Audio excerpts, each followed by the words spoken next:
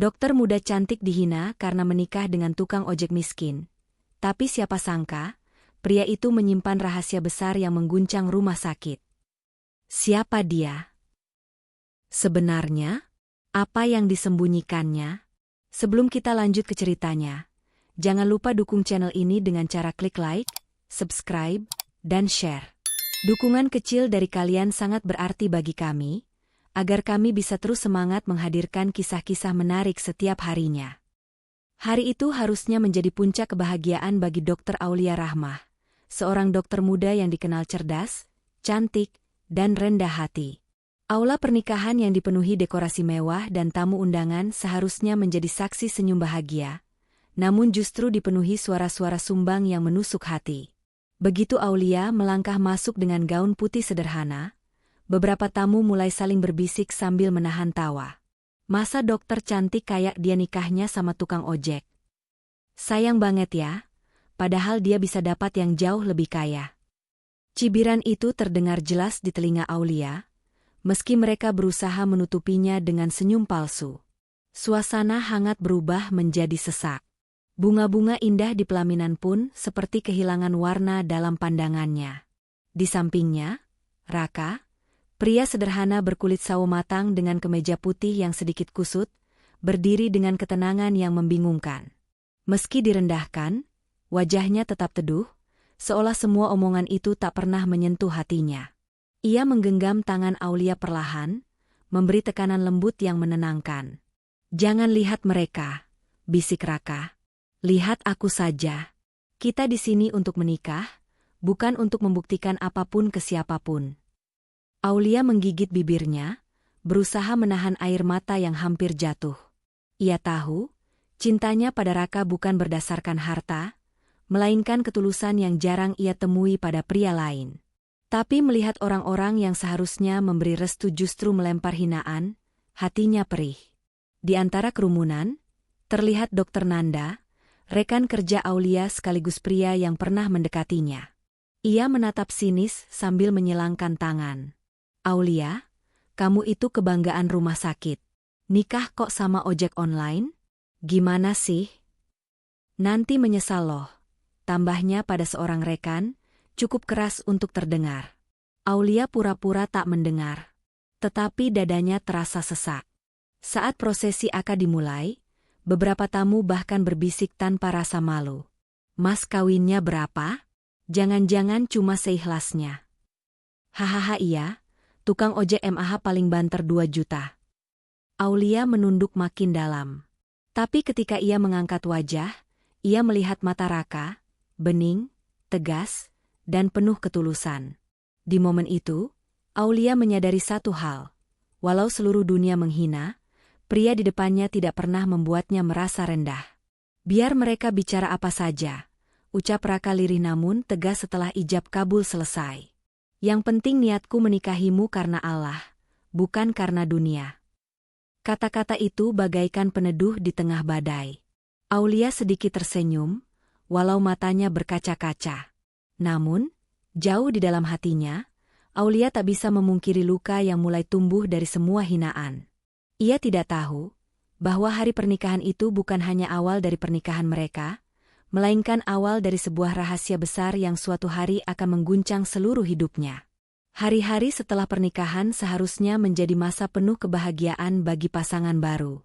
Namun bagi Dr. Aulia, hari-hari itu justru berubah menjadi cobaan yang semakin berat. Setiap pagi, ia berangkat kerja dengan hati yang campur aduk. Dan setiap sore, kegalauan itu semakin tajam ketika ia melihat Raka datang menjemput dengan motor bebek tuanya yang bersuara kasar seperti batuk-batuk. Begitu Raka tiba di depan rumah sakit, suara bisik-bisik segera terdengar dari para staf dan dokter muda lainnya. "Dokternya cakep, suaminya, duh, miskin banget. Kasihan, padahal gajinya gede. Kok mau-maunya dibonceng motor tua begitu? Ya Allah, paling bensinnya cuma 2 liter." Setiap kalimat itu seperti pisau yang meneteskan garam ke luka batin Aulia. Ia berusaha tersenyum dan melangkah tegak, namun hatinya remuk sedikit demi sedikit. Terkadang, ia bahkan menunda pulang hanya untuk menghindari tatapan para kolega yang menertawakan suaminya. Suatu siang, ketika ia sedang berada di pantry, beberapa perawat sengaja berbicara keras-keras, seolah ingin memastikan Aulia mendengar. Kalau aku sih nggak mau punya suami begitu. Iya, malu-maluin. Kok bisa dokter jatuh level segitu? Aulia menggenggam gelas airnya erat-erat. Tangan halusnya bergetar. Ia benar-benar ingin membalas, tapi kata-kata itu seperti membekukan lidahnya. Dalam hati ia bertanya, apa benar aku sudah memilih jalan yang tepat? Apa aku bodoh karena mengikuti kata hati? Namun di sisi lain, setiap kali ia pulang, Raka selalu menyambutnya dengan senyum hangat dan perhatian yang tulus. Raka yang membuatkan teh hangat, mendengarkan keluh kesahnya tanpa menghakimi, dan mengusap rambutnya ketika ia kelelahan. Suatu malam, Aulia menangis diam-diam di ruang tamu. Raka duduk di sampingnya tanpa bertanya apapun. Ia tahu, tanpa perlu Aulia mengucapkannya, apa yang membuat istrinya terluka. Dengan suara lembut dan penuh wibawa, ia berkata, "Kalau kamu capek dihina, sabar ya, Li. Kadang manusia baru sadar siapa yang benar ketika semuanya sudah terlambat." Aulia memandang wajah suaminya. Wajah sederhana yang selama ini direndahkan banyak orang. Tapi di dalam mata itu, ia melihat ketenangan yang tidak dimiliki pria manapun yang pernah ia kenal. Ada sesuatu dalam diri Raka, sesuatu yang besar, yang belum terungkap. Sesuatu yang Aulia belum mengerti, tapi bisa ia rasakan. Seolah suaminya bukan sekadar lelaki sederhana yang mengojek untuk hidup. Setiap malam sebelum tidur, Aulia menatap laki-laki itu dan bertanya dalam hati, "Kenapa kamu bisa setenang itu, Raka? Apa yang sebenarnya kamu sembunyikan?" Dan tanpa ia tahu, semua hinaan itu hanyalah permulaan dari badai besar yang akan mengungkap jati diri suaminya. Jati diri yang sama sekali tidak pernah bisa ia bayangkan. Hari itu, suasana rumah sakit mendadak berubah tegang. Beberapa dokter senior dipanggil ke ruang direktur, perawat terlihat bisik-bisik, dan bagian farmasi tampak kacau. Kabar tersebar cepat seperti angin liar bahwa obat-obatan mahal dan narkotika medis telah menghilang dari gudang. Meski pihak manajemen mencoba merahasiakan, aroma ketakutan sudah menyebar ke seluruh ruangan. Ada pencurian obat lagi ya? Kok bisa sampai narkotika medis ikut hilang? Ini gawat, bisa kena pidana berat. Para perawat saling pandang, dokter-dokter baru mulai resah. Mereka tahu, jika hal ini sampai terungkap ke publik, nama rumah sakit bisa hancur. Namun yang membuat Aulia terkejut, bukanlah hilangnya obat-obatan itu, melainkan tuduhan yang mulai diarahkan ke orang yang paling ia cintai. Di ruang istirahat dokter, beberapa staf mulai membicarakan sesuatu dengan suara pelan, tapi tidak cukup pelan untuk tidak terdengar oleh Aulia yang baru saja masuk. Pasti suaminya dokter Aulia itu yang ambil. Iyalah, tukang ojekan sering bolak-balik rumah sakit. Siapa lagi yang punya celah? Dia kan suka nongkrong di parkiran. Bisa jadi dijual ke pasar gelap buat cari uang. Aulia langsung menegakkan tubuh. Wajahnya memerah menahan amarah. "Tolong jaga bicara kalian," ucap Aulia tajam. "Suami saya tidak akan pernah melakukan hal seperti itu." Namun mereka hanya saling pandang dan tertawa kecil, seakan tuduhan mereka adalah kebenaran mutlak. Ya namanya juga orang butuh uang, Dok. Kalau bukan dia, siapa lagi? Motor tuanya itu aja hampir rontok. Wajar kalau butuh tambahan. Aulia mengepal tangannya. Ia ingin berteriak, ingin menampar kata-kata itu agar berhenti berputar di udara. Tapi sebelum ia sempat menjawab, Dokter Nanda masuk ke ruangan. Pria itu menyilangkan tangan dengan wajah penuh kesombongan terselubung. "Aulia, sudah kuduga. Pilihanmu itu memang salah dari awal." Aulia mendengus marah. "Jangan ikut-ikutan menuduh tanpa bukti, Nanda." Tapi Dokter Nanda berjalan mendekat dengan ekspresi seolah dirinya adalah pahlawan kebenaran. "Aulia, dengar. Polisi sudah mulai menyelidiki. Kalau suamimu benar terlibat, kamu bisa ikut terseret. Reputasimu bisa hancur." "Dia tidak terlibat," bentak Aulia. Ruangan itu langsung hening. Semua mata memandangnya seolah ia baru saja kehilangan akal sehat. Namun yang paling membuat Aulia goyah adalah satu kalimat terakhir dari Dokter Nanda. Kalau dia tidak bersalah, kenapa dia sering berada di sekitar area gudang farmasi? Kenapa dia selalu datang pada jam-jam tertentu? Kamu tidak curiga? Sama sekali. Pertanyaan itu menusuk hati Aulia lebih dalam daripada hinaan manapun. Untuk pertama kalinya, sedikit bayangan keraguan menyeruak dalam pikirannya. Benarkah Raka tidak menyembunyikan apapun? Apa benar selama ini ia hanya bekerja mengojek? Aulia menepis pikiran itu cepat-cepat. Tidak mungkin. Raka bukan orang seperti itu. Tapi bisikan fitnah yang begitu kuat mulai membentuk bayang-bayang gelap dalam hatinya. Sore itu, ketika Raka datang menjemput seperti biasa, Aulia memandang suaminya dengan mata yang berbeda. Di balik senyumnya yang hangat, ada sebuah misteri yang kini terasa semakin mencurigakan. Dan tanpa Aulia sadari, fitnah itu bukan sekadar gosip. Itu adalah awal dari terbongkarnya rahasia besar yang selama ini disembunyikan suaminya.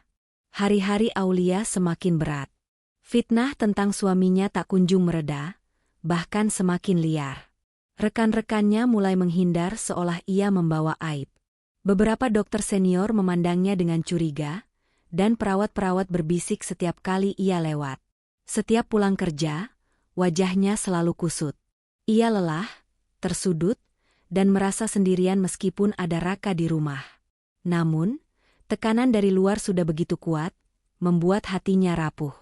Hingga pada suatu malam, ketika udara begitu hening dan rumah tampak redup, Aulia akhirnya meledak. Raka baru pulang mengojek, wajahnya lelah, tangan sedikit kotor oleh oli motor. Tapi begitu masuk rumah, ia langsung melihat Aulia duduk di ruang tamu dengan mata sembab. "Li, kamu kenapa?" Aulia menatapnya dengan mata berkaca, namun kali ini bukan sekadar luka, ada kemarahan yang tak mampu lagi ia pendam. "Kenapa semua orang menuduh kamu, Rak? Kenapa mereka bilang kamu masuk area gudang? Kenapa kamu selalu pulang terlambat? Ada apa sebenarnya?" Raka terdiam. Ia tahu pertanyaan itu pasti muncul, cepat atau lambat. Namun ia tidak bisa menjawab, karena tugasnya belum selesai. Ia tidak boleh membocorkan identitasnya. Tidak saat ini. Melihat Raka hanya diam, amarah Aulia semakin memuncak. "Rak, aku capek.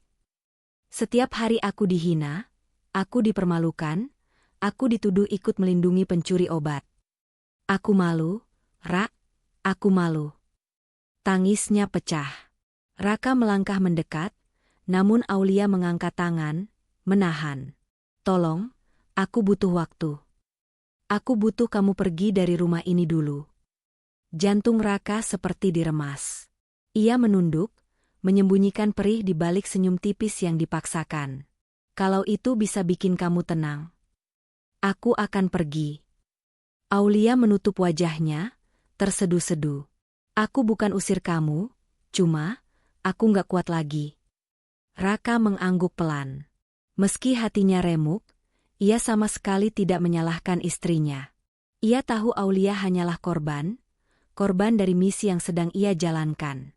Malam itu, tanpa banyak kata, Raka mengambil jaketnya. Ia memandang Aulia sekali lagi, penuh cinta, penuh penyesalan. "Jaga diri kamu baik-baik, Li." Tanpa menunggu jawaban, ia melangkah keluar. Lampu teras memantulkan bayangan tubuhnya yang terlihat letih namun tetap tegap. Suara motor bebek tuanya meraung pelan, lalu menghilang di tikungan jalan. Aulia berlari ke jendela, melihat punggung suaminya yang semakin kecil hingga akhirnya lenyap dalam kegelapan malam. Begitu suara motor itu tak terdengar lagi, rumah menjadi sangat sunyi. Terlalu sunyi. Dan dalam kesunyian itu, Aulia merasakan sesuatu patah dalam dirinya. Ia menangis sejadi-jadinya, bukan karena membenci Raka, tapi karena untuk pertama kalinya ia merasa kehilangan sesuatu yang sangat penting dalam hidupnya. Namun, ia tidak tahu, perginya Raka malam itu bukan sekadar perpisahan sementara. Itu adalah langkah menuju kebenaran besar yang sebentar lagi akan mengguncang hidupnya. Beberapa minggu setelah Raka pergi, suasana rumah sakit tidak lagi sama. Isu hilangnya obat-obatan semakin besar. Manajemen semakin tertekan, para dokter mulai gelisah, dan kecurigaan antar staf meningkat. Rumah sakit yang dulu terasa nyaman, kini seperti sarang rahasia gelap yang siap meledak kapan saja. Hingga akhirnya, pagi itu tiba, pagi yang mengubah segalanya. Suasana baru saja dimulai saat segerombolan polisi berseragam lengkap masuk melalui pintu utama rumah sakit. Langkah mereka cepat, tegas, dan tidak memberi kesempatan pada siapapun untuk bersuara. Kami dari kepolisian. Kami membawa surat perintah penggerebekan. Para staf dokter dan perawat langsung terhenti. Beberapa menjatuhkan map yang sedang dibawa, sebagian lagi menutup mulut, tidak percaya apa yang mereka lihat. Aulia yang sedang berada di ruang UGD sontak terperanjat ketika mendengar keributan itu. Ia berlari kecil ke arah kerumunan, melihat polisi mulai menyisir area. Ada apa ini? Salah satu polisi menatapnya singkat. Kami menemukan bukti adanya penyimpanan obat ilegal di rumah sakit ini.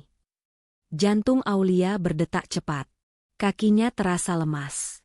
Ia berpikir tentang semua fitnah, dan tentang Raka. Polisi mulai bergerak menuju basement yang jarang digunakan. Mereka membawa barisan besar petugas, lengkap dengan lampu, kamera, serta alat bukti. Saat pintu basement didobrak, bau obat-obatan menyengat langsung menyeruak. Dan di balik ruangan gelap itu, terdapat gudang rahasia, rak-rak penuh obat narkotika medis, morfin ilegal, dan sejumlah paket siap edar. Terjadi kepanikan luar biasa. Beberapa staf rumah sakit tampak pucat pasi. Yang paling ketakutan adalah Dr. Nanda dan 2 staf farmasi yang selama ini paling vokal menyalahkan Raka. Itu bukan milik saya. Saya cuma. Diam. Tangan ke belakang, ikut kami. Polisi langsung memborgol mereka. Dr. Nanda berusaha berontak, namun 2 polisi menahannya dengan tegas. Tapi kekacauan itu mendadak terhenti ketika suara langkah berat bergema dari arah pintu basement. Seseorang masuk dengan rompi taktis hitam bersimbol Polri, Dit Narkoba. Wajahnya tertutup masker, helm hitam melekat di kepala, dan aura kewibawaan memancar dari gerakannya. Semua mata langsung tertuju padanya. Aulia, yang berdiri di belakang kerumunan, merasakan detak jantungnya melesat tak karuan tanpa tahu kenapa. Pria itu berjalan maju dengan sikap tegas, lalu berhenti di tengah ruangan. Dengan gerakan berat namun mantap, ia melepas helmnya, lalu membuka maskernya perlahan. Semua orang terbelalak. Aulia menutup mulutnya dengan kedua tangan. Raka? Pria yang selama ini dicibir sebagai tukang ojek miskin. Pria yang dianggap tidak berharga. Pria yang dituduh mencuri obat. Ternyata berdiri gagah sebagai perwira Polri dari Direktorat Narkoba, lengkap dengan identitas resmi dan tim operasional di belakangnya. Ruangan mendadak hening. Tidak ada yang berani bernapas. Raka menatap dingin ke arah Dr. Nanda yang diborgol. Kalian semua ditangkap dengan tuduhan penyelundupan dan distribusi obat ilegal. Kalian sudah mengkhianati profesi dan nyawa banyak orang. Dr. Nanda pucat, tubuhnya gemetar. Raka, jadi selama ini, kamu. Raka menatapnya tajam. Kalian terlalu sibuk meremehkan orang lain sampai lupa bahwa kebenaran selalu menemukan jalannya. Aulia berdiri terpaku. Sosok yang dulu ia pandang sebagai suami sederhana, kini berdiri sebagai sosok yang sama sekali berbeda. Lebih tinggi, lebih tegas, lebih kuat dari siapapun di ruangan itu. Dunia seolah berhenti berputar bagi Aulia. Semua hinaan, fitnah, dan rasa malu selama ini hancur seketika saat kebenaran akhirnya terbongkar. Namun itu baru awal dari kejutan yang akan mengguncang hatinya lebih dalam lagi. Usai penangkapan besar-besaran itu, suasana rumah sakit masih kacau. Beberapa staf menangis, sebagian lain bersembunyi karena takut ikut terseret kasus. Di tengah hiruk-pikuk itu, Raka berjalan pelan memasuki ruang direktur. Seragam, Polri, Dit Narkoba, masih melekat di tubuhnya. Wajahnya berubah. Bukan lagi suami sederhana dengan motor bebek tua, melainkan seorang perwira intel yang penuh wibawa. Aulia dibawa masuk oleh salah satu anggota polisi. Ketika melihat Raka duduk dengan tenang di depan meja direktur, lututnya langsung melemas. Hatinya berdegup tak karuan. Sosok yang selama ini ia anggap lelaki biasa, yang sering ia khawatirkan karena hidup dalam keterbatasan, kini berdiri sebagai seseorang yang jauh lebih besar dari dugaannya. Raka menghela napas, lalu berkata dengan suara lembut namun tegas. Namaku Raka Adityo, perwira intel kepolisian, Dit Narkoba Pusat. Aku sudah setahun menyamar untuk menyelidiki jaringan penyelundupan obat ilegal di rumah sakit ini. Aulia terdiam. Dadanya sesak seperti ditimpa sesuatu yang berat. Semua suara dari luar ruangan seakan memudar, menyisakan hanya detak jantungnya sendiri. Jadi, selama ini motor bebek tua itu, rumah kontrakan itu, semuanya penyamaran, suara Aulia bergetar. Raka tersenyum kecil. Ya, tapi rasa sayangku ke kamu bukan penyamaran, Li. Itu nyata. Sangat nyata. Air mata Aulia jatuh satu persatu. Ia menggigit bibirnya, menahan rasa bersalah yang menyembur begitu deras. Aku membiarkan orang menghina kamu. Aku sempat malu jadi istrimu, padahal kamu melakukan semua ini demi tugas negara. Raka bangkit, berjalan mendekatinya. Tatapan hangatnya, tatapan yang selama ini selalu membuat Aulia merasa aman, kembali terlihat jelas. Namun kali ini ada sedikit luka di dalamnya. Aku nggak pernah marah sama kamu, Li. Aku ngerti kamu tertekan. Tapi aku cuma berharap kamu percaya padaku. Satu-satunya hal yang bikin aku kuat selama menyamar adalah kamu. Aulia menutup wajahnya, menangis terisak. Kenapa kamu nggak bilang dari awal, Rak? Kenapa kamu biarkan aku terlihat seperti perempuan egois yang malu punya suami miskin? Raka mengusap puncak kepalanya dengan lembut. Karena aku ingin tahu, siapa yang mencintaiku bukan karena seragamku, pangkatku, atau gajiku. Aku cuma pengin dicintai sebagai manusia biasa. Dan kamu sudah membuktikan itu. Aulia menggeleng sambil tetap menangis. Tapi aku sempat goyah. Rak, aku sempat ragu. Raka menariknya ke dalam pelukan. Ragu itu manusiawi. Yang penting kamu tetap berada di sisiku waktu tuduhan itu datang.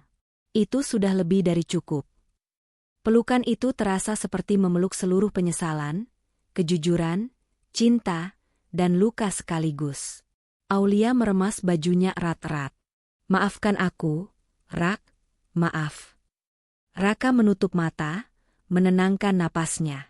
Aku sudah memaafkanmu, Li, bahkan sebelum kamu minta maaf. Saat itu, Aulia sadar satu hal. Selama ini ia dihina karena menikahi pria miskin, padahal ia sebenarnya menikahi pahlawan. Dan itu membuat hatinya remuk sekaligus penuh syukur. Berita penggerebekan rumah sakit itu langsung meledak di media.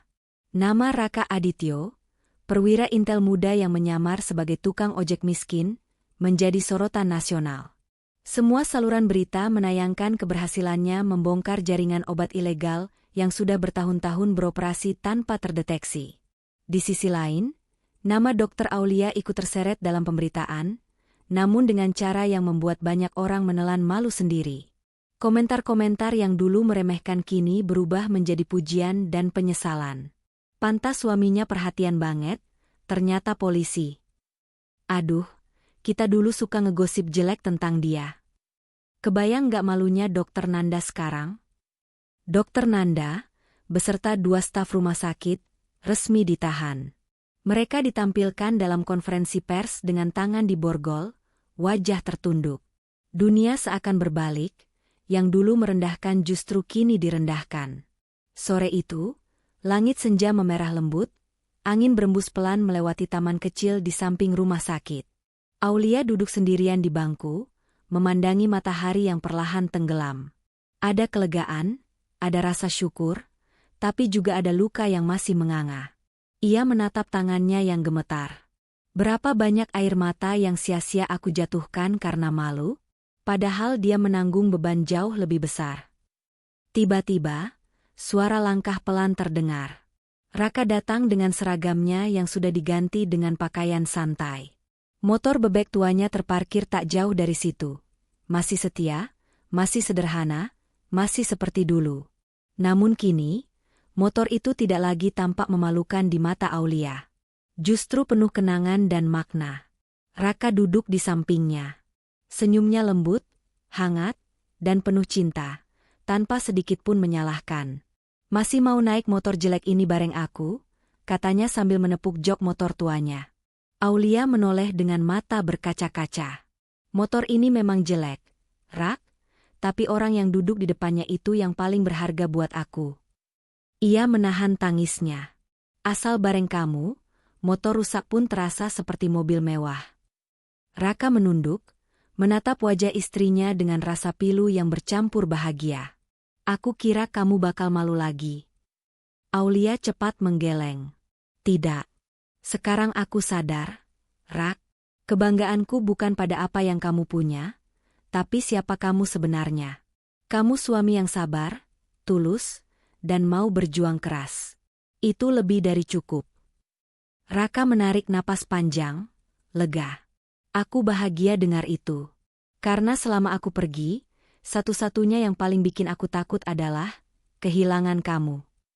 Aulia menutup mulutnya, menahan isak yang hampir pecah. Raka meraih tangan Aulia, menggenggamnya erat. "Aku maafin semua.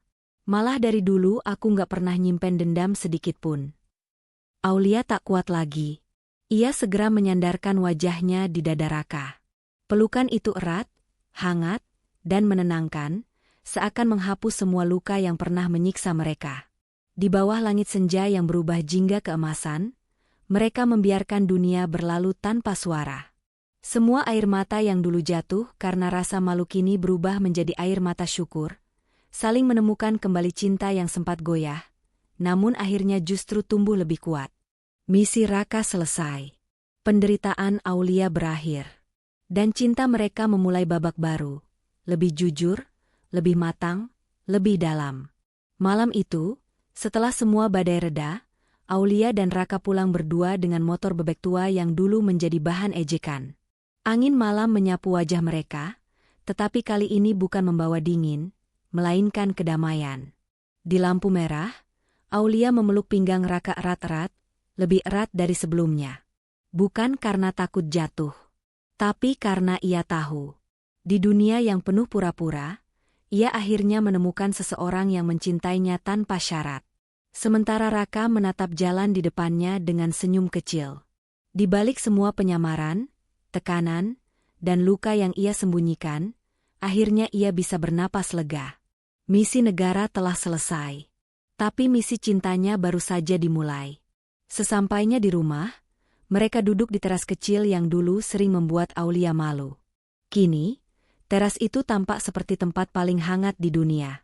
Aulia menggenggam tangan suaminya dan berkata sambil tersenyum lirih. "Rak, terima kasih sudah tetap mencintai aku, bahkan ketika aku ragu sama kamu." Raka menatapnya lembut. "Aku mencintaimu bukan karena siapa kamu di mata orang lain, tapi karena siapa kamu di hatiku." Air mata Aulia pun jatuh. Namun bukan karena sedih, melainkan karena rasa syukur yang tak bisa diungkapkan dengan kata-kata. Mereka saling berpelukan dalam sunyi. Tidak ada tepuk tangan, tidak ada sorotan kamera, tidak ada sanjungan. Hanya dua hati yang saling memeluk setelah melewati badai panjang. Dan di balik keheningan itu, mereka sama-sama tahu. Cinta yang diuji adalah cinta yang paling layak dipertahankan. Dan kadang, Allah menyembunyikan seseorang di balik kesederhanaan, untuk menunjukkan kepada kita, bahwa nilai manusia tidak pernah ditentukan oleh apa yang terlihat, tetapi oleh hatinya. Malam pun menutup cerita mereka dengan damai, meninggalkan satu pesan yang menghangatkan jiwa. Ketika semua orang merendahkan, cinta selalu punya cara untuk meninggikan. Terima kasih sudah menonton video ini sampai akhir. Jangan lupa dukung channel ini dengan cara klik like, subscribe, dan share. Dukungan kecil dari kalian sangat berarti bagi kami, agar kami bisa terus semangat menghadirkan kisah-kisah menarik setiap harinya.